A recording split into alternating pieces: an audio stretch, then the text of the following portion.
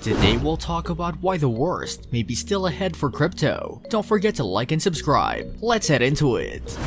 The price of Bitcoin tumbles below $40,000 for the first time in 2 weeks last Friday as the threat of a Russian invasion of Ukraine continued to drive a broad market sell-off, leading some analysts to say that crypto markets' recent weakness won't subside until the tensions are resolved and could even worsen amid looming inflation. The world's most valuable cryptocurrency fell as much as 5% last Friday morning to about $39,791 by 11 a.m. Eastern Time, its lowest price since February 4, as other top tokens also plummeted, with Ether and Sol down 6% apiece. In a Friday morning email, analyst Marcus Ethereum of cryptocurrency broker Global Block attributed the losses to increased tension in Europe on Thursday, when President Joe Biden told reporters that every indication points to Russia invading Ukraine in the next several days, triggering a sell-off that wiped about 2% from major stock market indices. Crypto analyst Yuya Hasegawa of Japanese exchange Bitbank was slightly optimistic about the short term, saying Bitcoin has held above $39,650 long enough to suggest resilience barring any escalating conflict, but he cautioned the make-or-break situation at the border was only one of several events sure to test Bitcoin's price in the coming weeks. Chief among concerns, Hasegawa pointed to the possibility of the Federal Reserve raising interest rates by 50 basis points next month, which may be likely after St. Louis Fed President James Bullard cautioned last week that inflation could get out of control. As such, inflation data of the January jobs report in the weeks to come could also spur losses, Hasegawa said, particularly if the Bureau of Labor Statistics reports another higher than expected inflation figure, which could pressure officials to hike rates aggressively to help combat the surging prices. It's safe to say that, depending especially on the inflation data, the worst may be ahead of us, and even if Bitcoin's price rebounds, in the short term its upside is likely quite limited unless the Russian military shows some signs of retreating, Hasegawa said. Growing institutional adoption and inflationary concerns helped lift cryptocurrencies to meteoric new highs during the pandemic, but the market has since soured.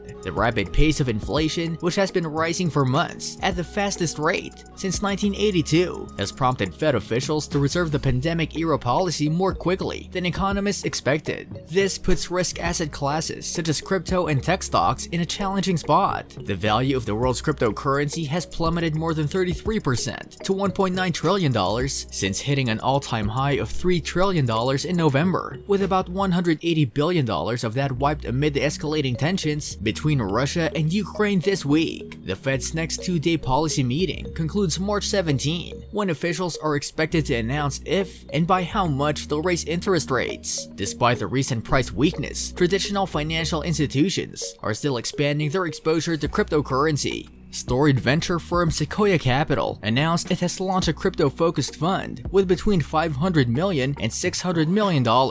Here's what to keep in mind when thinking about the crypto market. Cryptocurrency regulation.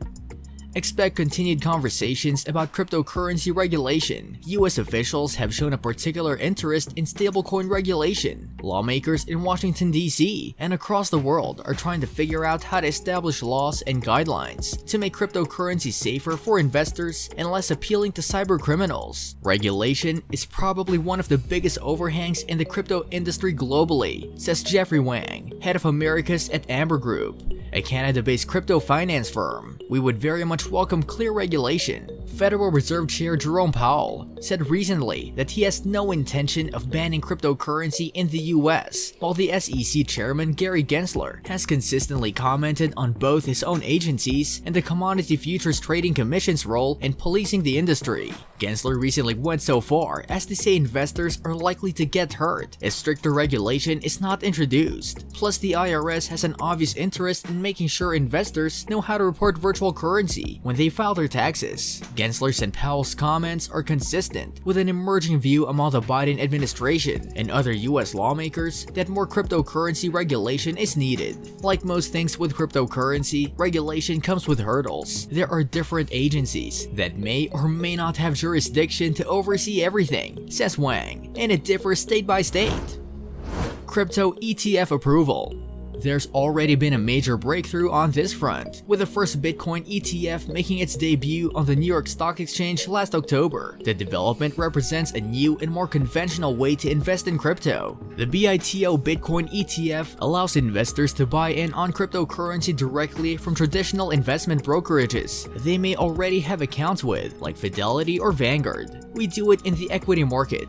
We do it in the bond markets. People might want it here, Gensler said at the Aspen Security Forum over the summer. But some say the BITO ETF is not enough, because while the fund is linked to Bitcoin, it doesn't actually hold the crypto directly. The fund instead holds Bitcoin futures contracts. While Bitcoin futures follow the general trends of the actual crypto, experts say it may not track the price of Bitcoin directly. For now, investors must continue waiting for an ETF that holds Bitcoin directly. ETF approval has been in consideration by the SEC multiple times over the past few years, but BITO is the first to gain approval. What do you think about the crypto market? Will it survive? Let us know in the comment section. This brings us to the end of our video. I hope you enjoyed it.